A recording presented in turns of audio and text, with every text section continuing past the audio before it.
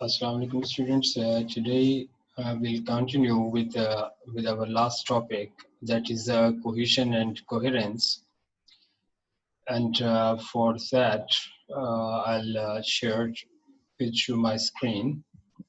and from that different presentation or that slides, we'll continue. Here I would share my screen with you.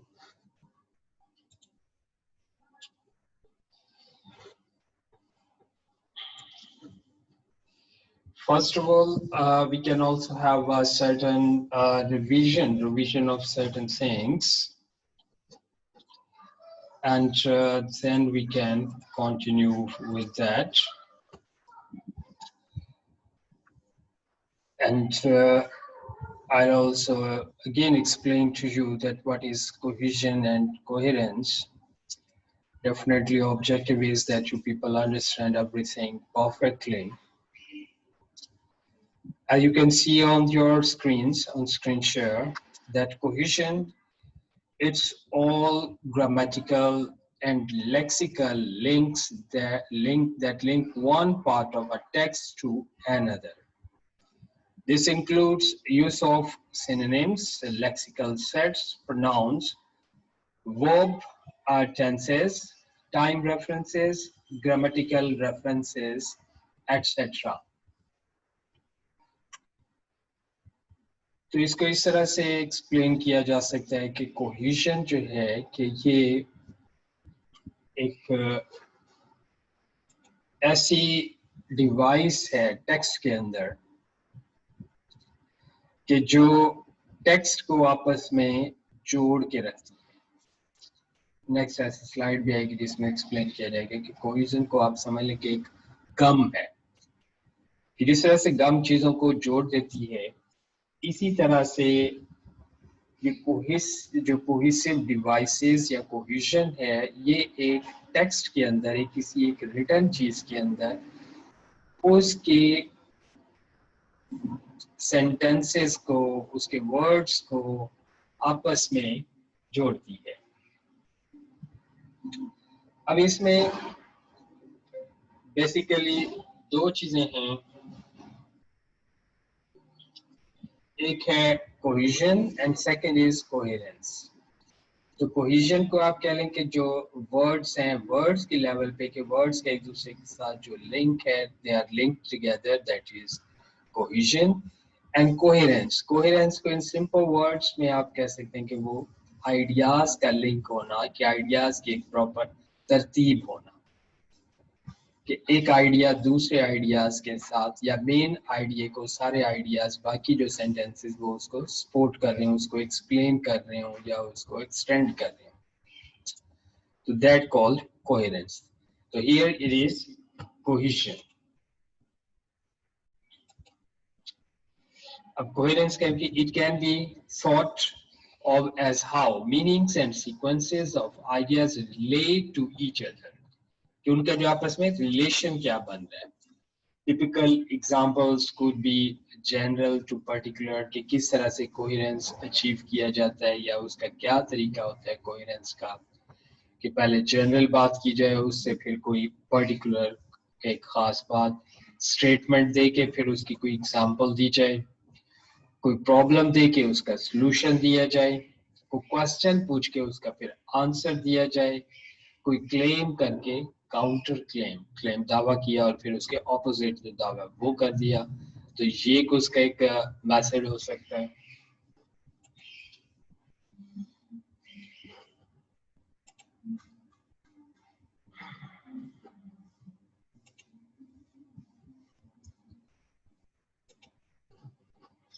Next है कि what are cohesion and coherence, दोनों का difference explain करने की कोशिश की गई है यहाँ पे, कि cohesion linked together sense of sentence by sentence,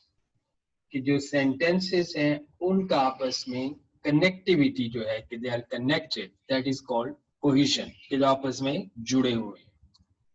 flow each sentence connects to the previous one and the one that follows कि जो एक पहले सेंटेंस से नेक्स्ट उसके साथ कनेक्टेड फिर उससे नेक्स्ट जो है कि वो भी उससे कनेक्टेड मींस के विद द गम के साथ जैसे चीजों को जोड़ दिया गया हो तो that is called cohesion coherence भी जोड़ना ही होता है लेकिन ये थोड़ा सा डिफरेंट है कि ये आइडियाज को जोड़ना कि एक आइडिया दूसरे के साथ पहला है ग्रामर की बेस पे वर्ड्स जो आपस में सेंटेंसेस हैं वो कनेक्टेड हो और दूसरा जो है कि वो इसमें कनेक्टिविटी है दैट इज ऑफ आइडियाज कि मेन आइडिया के साथ बाकी आइडियाज कनेक्टेड होंगे तो वो कोहेरेंस तो इन शॉर्ट अगेन इसका मैं जो है कि रिकैप देता हूँ आप उसको so that you understand it in a better way कि कोहेशन भी कनेक्टिविटी है लिंक टुगेदरनेस है कोहेरेंस भी है तो पहला जो है वो ग्रामर की बेस पे जो words lines ideas they are connected and the second is उसका जो मेन आइडिया जो थीम है that is connected that becomes then coherence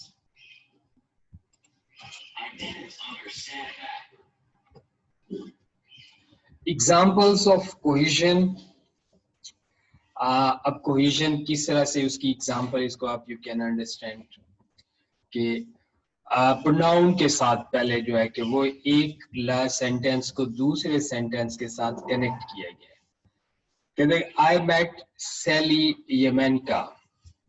she was very pretty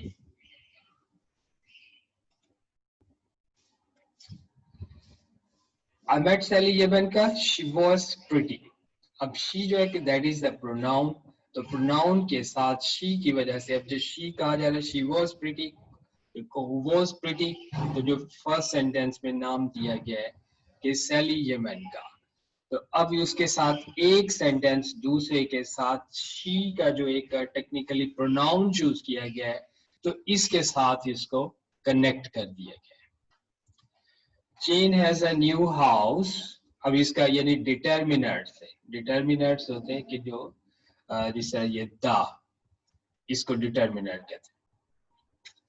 Jane has a new house the front door is blue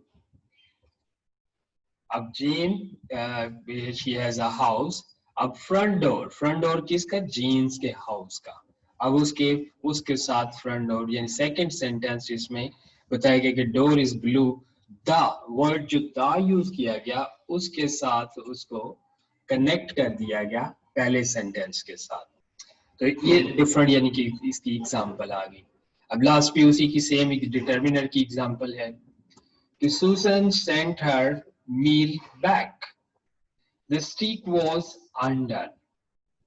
कि उनके culture की language के उसका जो उसने ऑर्डर किया अपने खाने में तो वो चीज कच्ची थी उसने वापस भेज दी कि Susan sent her meal back the steak was undone अब स्टीक उसका कनेक्ट दा से हो गया कि मींस के जिसका पहले से उसके पर्टिकुलर बात की गई है जो उससे रिलेटेड है उससे लिंक्ड है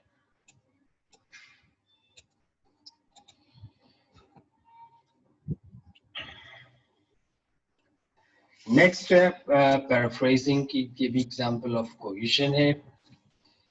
Komiko had a hard time making herself understood when she had an argument with her co-workers in English. अब एक sentence बताया गया कि उसकी she was unable to communicate with her colleagues. Her inability to express herself in English made her decide to go to a language school. और अब इसमें जो रेड किया गया उसके बताया कि इतनी बात कि उसके जो इंग्लिश उसको सही से नहीं आती थी इस वजह से वो इंग्लिश स्कूल उसने ज्वाइन किया तो ये बात अब उसको पहले वाले सेंटेंस के साथ उसका लिंक बना रही है कि इंग्लिश उसने स्कूल क्यों ज्वाइन किया कि इंग्लिश ना आने से उसको जो problem she was facing that was she was unable to communicate with her co-workers with her colleagues I recommended reviewing your lecture notes before the test. अब सेंटेंस पहले में उसने क्या कि मैंने अपने जो है कि लेक्चर नोट्स जो है कि टेस्ट से पहले उनको एक दफा देख लिया जाए. This अब जो वर्ड इसमें यूज किया this यानी reviewing your lecture notes before the test. तो टेस्ट से पहले अपने नोट्स को देखना. तो ये चीज जो है कि इसके लिए this. अब सेकंड सेंटेंस का जो फर्स्ट वर्ड है this, it connects with previous sentence. जो previous sentence के साथ उसको इसने लिंक कर दिया, उसके साथ इसका कनेक्शन बना दिया. तो यही जो कनेक्शन बनाना है, this is called cohesion, कि आपस में ये टेक्स्ट जुड़ा हुआ है.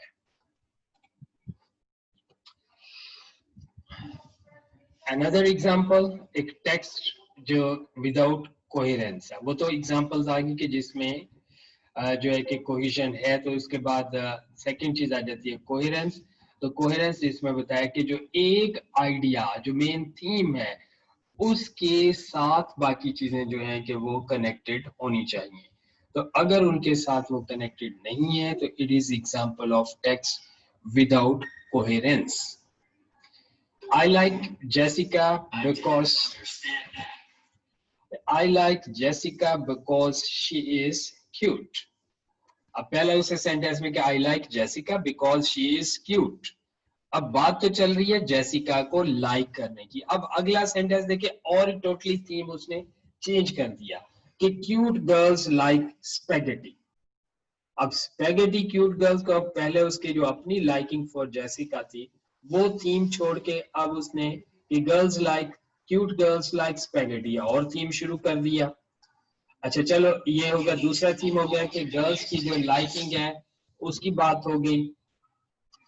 उसके बाद नेक्स्ट आ गया कि a spaghetti is easy to cook, कि उसने टोटली और उसका थीम जो है कि वो चेंज कर दे कि अब बिल्कुल स्पैगेटी की कुकिंग पे चला गया. अब उसके